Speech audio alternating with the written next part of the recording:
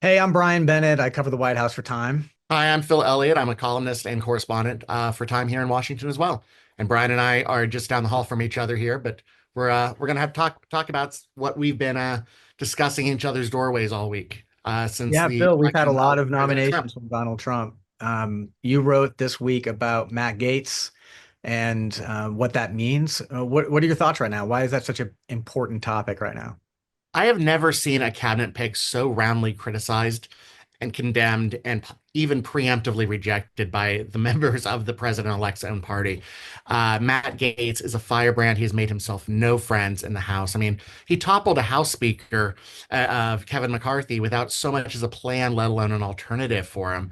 He is universally hated in the House. The Senate has very little use for him, but he's a hero in the MAGA movement. The problem is he has a little bit of a history here. The department that he's been picked to oversee, the Justice Department, has investigated him on perhaps potential child sex trafficking. There have been allegations of revenge porn, drug use. I mean, there's just this is it's like spring break come to the Capitol. Can someone be nominated to take over a department by, like Department of Justice that they were being investigated with recently? How does that work? We've never been here before, and I think we're going to be having a lot of these conversations in the next 4 years with Donald Trump back in the White House. I mean, it's just never crossed anyone's mind that can you? It's like putting an arsonist in charge of a fire department. But this is what we're going to be doing here for a while. Matt Gaetz has vowed that he will exact revenge. Steve Bannon, the president's perhaps biggest outside advisor, has said the hunted have become the hunters. And that there really is just this pervasive sense that this is just the first of many steps that Trump is going to put in place to exact revenge on his enemies, foes, even his critics. And, the attorney general is a really powerful position here in government, and it can touch every single American's life in a huge way. I mean, the FBI is part of the Justice Department. The Supreme cases at the Supreme Court are argued on behalf of the administration by the Solicitor General, who is part of the Justice Department. Alcohol, firearm, tobacco. I mean, all of this, DEA, like all of this falls under the Justice Department. Um, it's a huge machine, and we're not really sure I'm not sure how seriously to take the president's nomination of Matt Gaetz. He says he's serious. The people around him say he's serious. But also quietly in the last couple of days, he's also nominated some pretty serious, level-headed, even-handed people as the sub-cabinet. So even Democrats I know in the Justice Department breathed a sigh of relief when they heard some of these names that, okay, these are the people who'd actually be running day to day.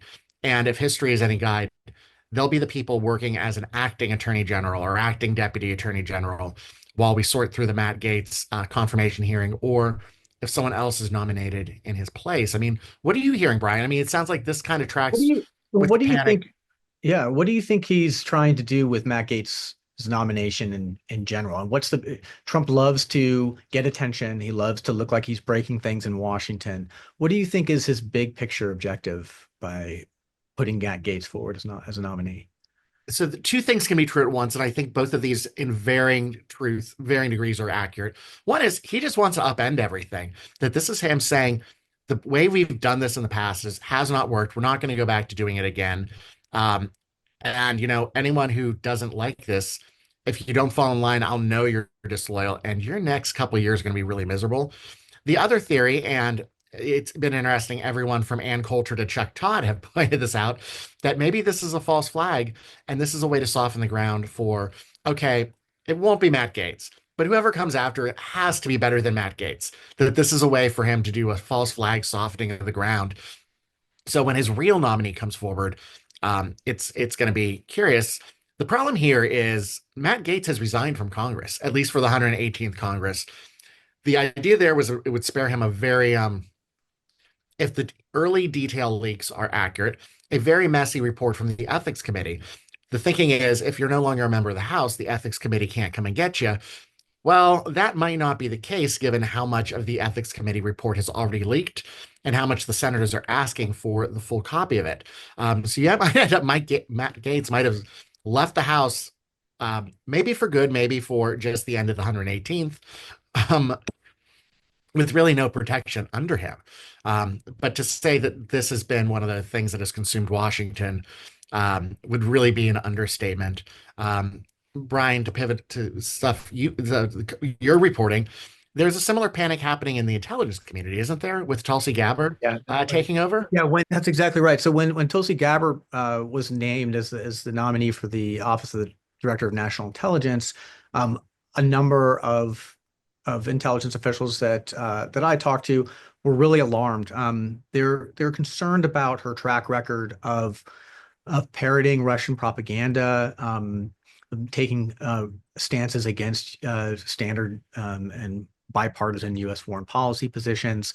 Of she put out a video two years ago where she described biolabs in Ukraine as being in danger of releasing pathogens if the war continued, and that should be a reason for a ceasefire, which was like a direct parroting of things that the Russian government had been putting out, and that drew concerns among people who watch this really closely about her judgment, and that if she was in charge of the 16 other intelligence agencies, which the ODNI is in charge of, that she could be in a position to censor intelligence reports or defund or de-emphasize investigations into Russia or other places. I mean I spoke to someone who said that at the CIA, for example, after she was named, a number of people have gone and are looking for new jobs, are thinking about they have to get their resumes cleared, and they were going to the HR department to try to get their resumes cleared so that they could go out and look for other things in case Tulsi Gabbard and other people that Trump nominates in the intelligence community decide that they want to come in and really start putting political pressure on intelligence conclusions, which intelligence analysts are trained to try to speak truth to power, to say unpopular things to the president, challenge the received wisdom of what the president is hearing, and put forward facts. So uh, yeah, Tulsi, the nomination of Tulsi Gabbard really sent a chill within the intelligence community, and we'll have to see, how that plays out. I think she will also have a hard time during confirmation hearings. We'll have to see what the senators say about it, particularly Republican senators. I do think, this, like you mentioned, both the Matt Gaetz and Tulsi Gabbard seem to be a kind of litmus test by Trump to test the loyalty of the Republican senators and to see how far they will let him go in putting forward these really controversial nominations. What do you think about that? Yeah, I think that's right. I mean, it's also worth remembering. I mean, this is a relatively new position that came out of the post 9/11 reforms. I mean, this is not just some administrator of some backwater. The director of national intelligence is the chief spy advisor to the president of the United States. It's a huge position with great oversight, great authority, which And really, it was put in a position because there was a feeling that the intelligence community wasn't sharing in the lead up to 9/11 enough information that they had. And this is a person who's supposed to come in and make sure that the intelligence community is all working together and identifying what the most important threats are, and sharing the right information so the country can be prepared for these threats. And like you said, that position has like a tremendous amount of power and influence. yeah, I mean, it's also for those unfamiliar with Tulsi Gabbard's record, she also briefly ran for president. I mean, as a Democrat. So I mean, there's a whole lot of head scratching about this one. I just don't know if this gets through, which brings us maybe to our third maybe potential first cut but not final cut of the cabinet with Pete Hegseth, the Fox News host, who's been nominated to be the defense secretary, overseeing a huge piece of the federal government, national security cornerstone here. Yeah, I mean, he is a veteran of Iraq and Afghanistan, but it's one thing to run a soundstage in Manhattan for Fox and Friends weekend. It's another to run a huge bureaucracy of the Defense Department. I mean, what are you hearing from your folks on this, Brian? Yeah, I mean, it's a really fascinating thing to watch. Former President-elect Trump nominate a Fox News anchor to run, you know, the biggest and most influential part of his cabinet. I it's laudable that Hegseth has on the ground combat experience as an infantryman. He has been vocally critical of women in combat, has said women should not be in combat, which has been a major push by the Pentagon going back to the Obama administration. And he feels like the culture wars have bled too far into how the military chooses its leadership. And so he would come in with a big project to try to reverse that. But I think and another big thing is that he just hasn't had the senior leadership experience that you need to run a massive federal agency that reaches around the entire globe. And so that's going to be a really interesting nomination process as well. I also am love to talk about RFK Jr. for HHS, so the Health and Human Services, which again, it's a massive bureaucracy that touches American lives, whether it's through the Centers for Disease Control, medical investments, um, uh, drug approvals. Head What do you Start. think is I going mean, on? the Head What Start program, the Head Start pre-K program is an HHS part of it because it funds public health for the young and the most vulnerable poor kids. I mean, this is just one of those. This, I think, is the most surefire non-starter among Senate Republicans, just because he's an anti-vaccine guy he spouted a ton of things that just fall way outside the mainstream of contemporary science. And with a potential pandemic brewing out west with bird flu, I mean, is this the guy we really want to put in charge? I mean, this is a guy who's anti-vaccine. The only reason you and I are back at the office anymore is because, to his credit, President Trump did Operation Warp Speed. President Biden got it into the CVSs around the country, and that we're able to get back to some semblance of normalcy because of vaccines. RFK has said vaccines are garbage, that maybe they cause autism. I mean, he's trying to get fluoride out of the water. I mean, there's just this whole, I mean, even his comments that have not been um, they're not isolated. His comments about HIV and AIDS being the byproduct of sexual party drugs. I mean, it's just like this is all just outside of the realm of acceptable or even debatable science. And presumably President Trump understood, President-elect Trump. I mean, we're going to have to, President-elect President Trump is going to be one of these weird constructs that we're going to have to go through for a while as protocol goes. But he has to have known this was going to get backlash, and maybe that the point, was just to kind of throw salt in the wound of everyone, especially Democrats who are staring down a bunch of these nominations that some of them they'll go along with, some of them they absolutely will not. But you can imagine some Democrats going along with Marco Rubio's nomination to run the State Department. No one's going to really object to Doug Burgum running Interior. I mean, some of these, Doug Collins running the VA.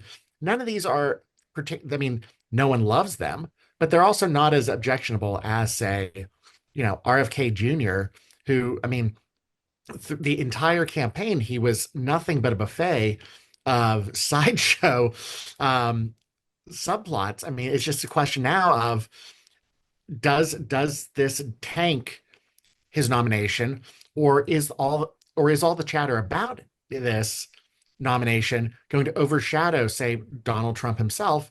And Brian, you've covered the man now for a while. He does not take kindly to others creeping into a spotlight. No, he doesn't. So he's both drawn to celebrity and doesn't want anyone to overshadow him. So I think he was drawn to RFK Jr.'s celebrity and his what he did in to get a lot of attention over the last year when he was running for president. And I think he wanted also to appeal to the aspect of his party, that the fringe aspect that's been critical of vaccines. But there's a lot of things about RFK Jr. that are not aligned with the Republican Party, or even things that Trump has gone with. I mean, he has talked about wanting to strip out chemicals in foods. Well, that's going to require additional regulation, and that cuts against the larger project that Trump pitch to voters, which was that he would strip away regulations. There's going to be a lot of tensions that they would play out if RFK Jr. actually gets confirmed and gets to hold the reins for the Health and Human Services Department. Another person I want to talk to is in the immigration space, Tom Homan, who ran Immigration and Customs Enforcement, and but so he was the head of the American deportations program under the Trump's first term, and he has been nominated, or he's been named by Trump to be a border czar, which is like it's a job that doesn't have at this point an agency or funding. What do you think is at work there, and why do you think Trump wanted to reach for someone like Tom Homan for that job? So, I mean, the symbolism here is as strong as his biography. I mean, no one can credibly question whether Tom Homan can get the job done. I mean, he was the architect of the first Trump term border policy, and um, it accomplished what Trump wanted to see done. Whether it was good policy is a totally different matter, but he gave Trump what he wanted. Um, in elevating him from acting ICE immigration customs enforcement to this border czar role, it expands his power, but also leaves him in largely an unchecked place. That I mean, what committee summons him before Congress to testify? I mean, the way it's been described to me is it's going to be in charge of not just the border, but also the planes coming into the country, the boats and ships coming into the country, maybe railroads. I mean, just so much of, I mean, food inspection at the border. There's just so much that this could touch.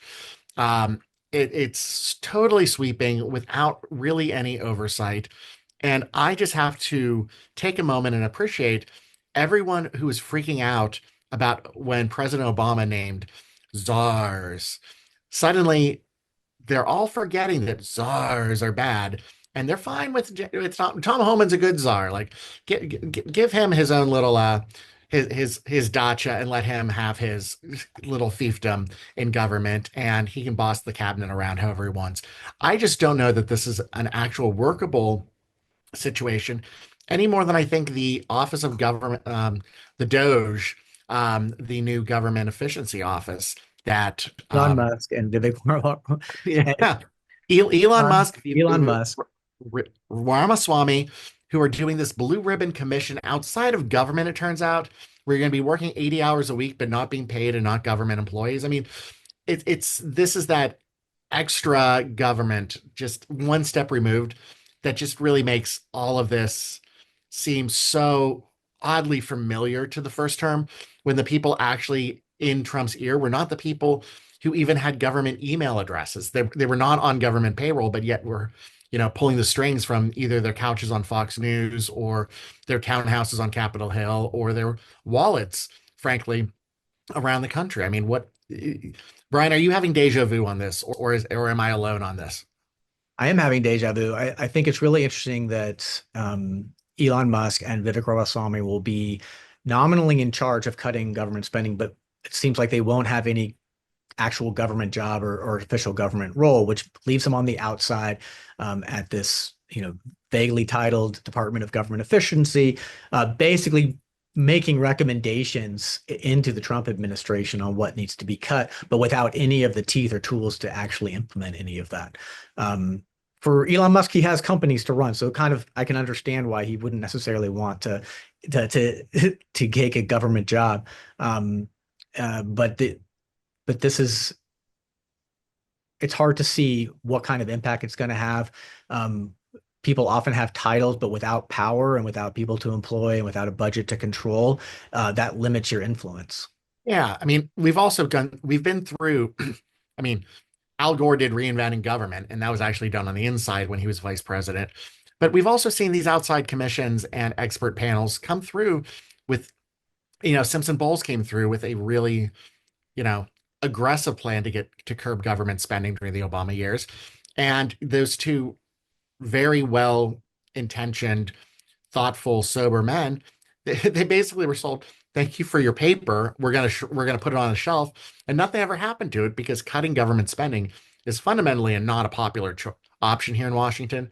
Everyone wants to cut spending until it hits their district or their state.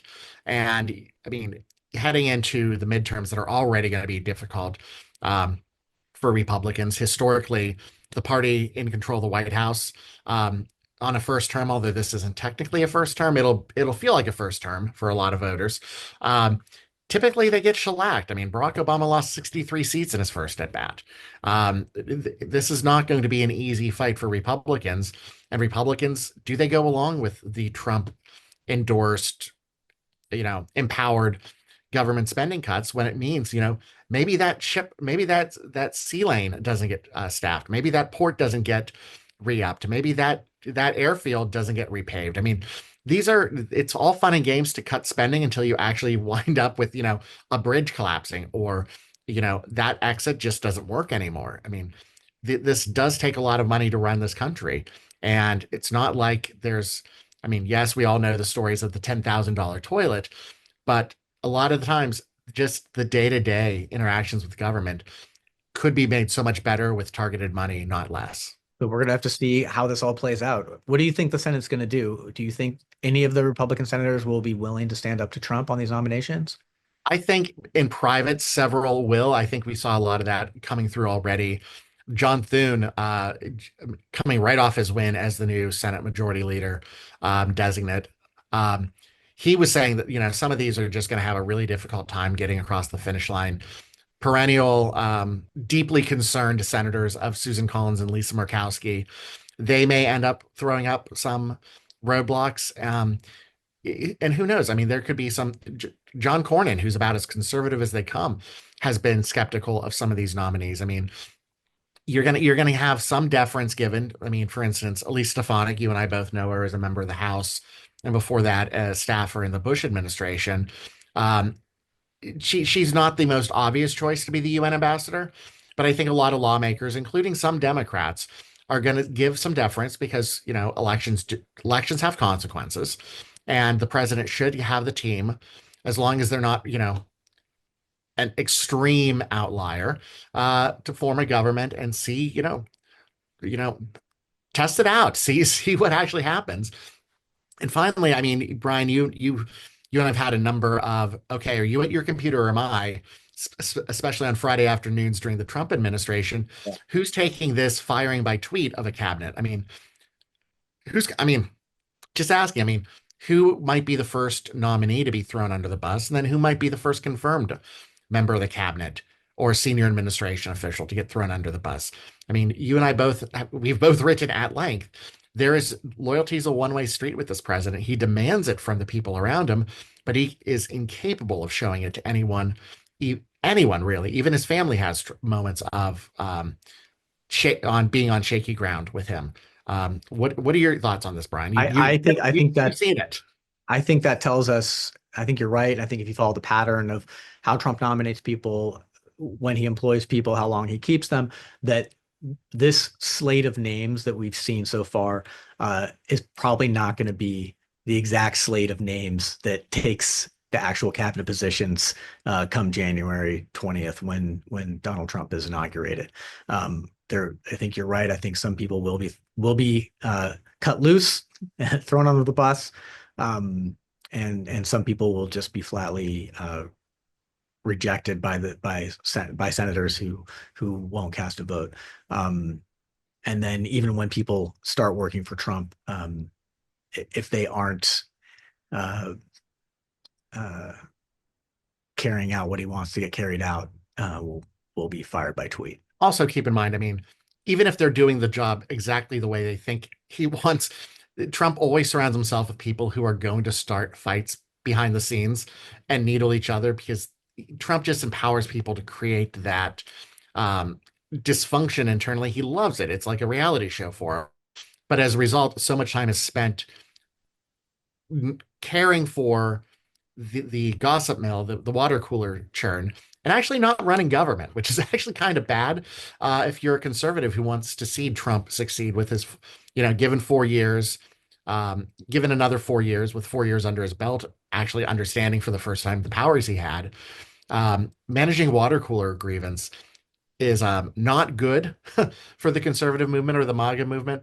but it might be the best the Democrats can hope for, at least for the next 2 years. It does give us a lot to write about. It's an embarrassment of blessings.